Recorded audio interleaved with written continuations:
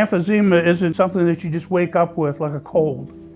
It's a very long, gradual process that affects your breathing.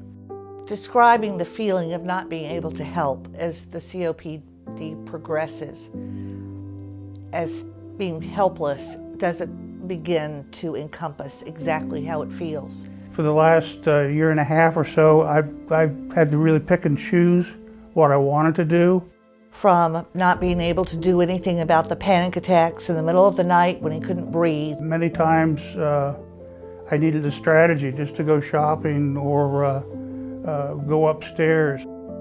But over the years since, watching his life diminish and watching his world shrink and watching him not do the activities he used to do and the frustration he feels and the resentment he feels at having it and not knowing what to do about it and having the feeling that there's nothing that can be done about it is terrible.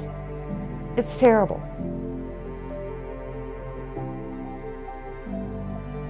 I got to a point for probably the last year or so where emphysema was absolutely in control of my life.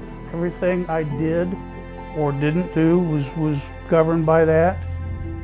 I'd walk down the hall and have to stop, sit if I could. People, even when I was sitting down, people would come up and say, "Are you all right?" And I'd say, "Oh yeah, I'm just catching my breath." But you know, it gets embarrassing, and I've had times where I truthfully wasn't sure if I'd be able to take another breath, and that is absolutely terrifying.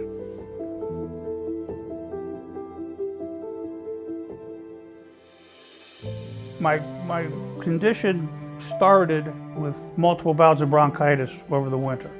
My family doctor prescribed an emergency inhaler and a nebulizer treatment and recommended I go see a pulmonary doctor.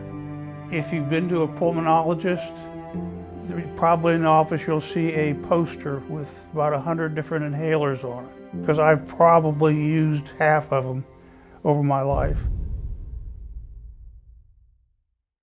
When the doctor told us about this procedure, and neither one of us had ever heard of it before, and I thought, this is a light in the darkness. This is hope. This is something that can change our lives. When my doctor told me I was eligible for the procedure, I ran a whole gamut of emotions. Very excited, very hopeful, and totally scared out of my wits. I'd done some research on the procedure. Very small umbrella-shaped valve is inserted into your lung airway. It's a one-way valve, which prevents air going into the non-functioning part of the lung.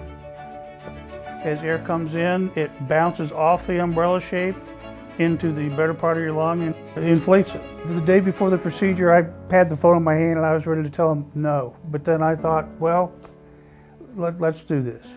I'm very glad I did.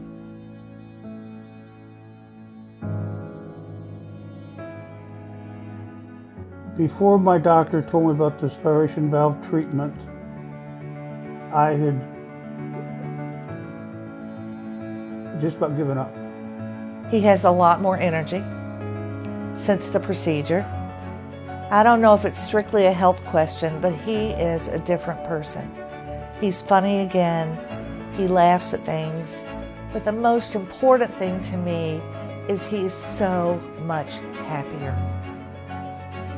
My procedure was done in the morning.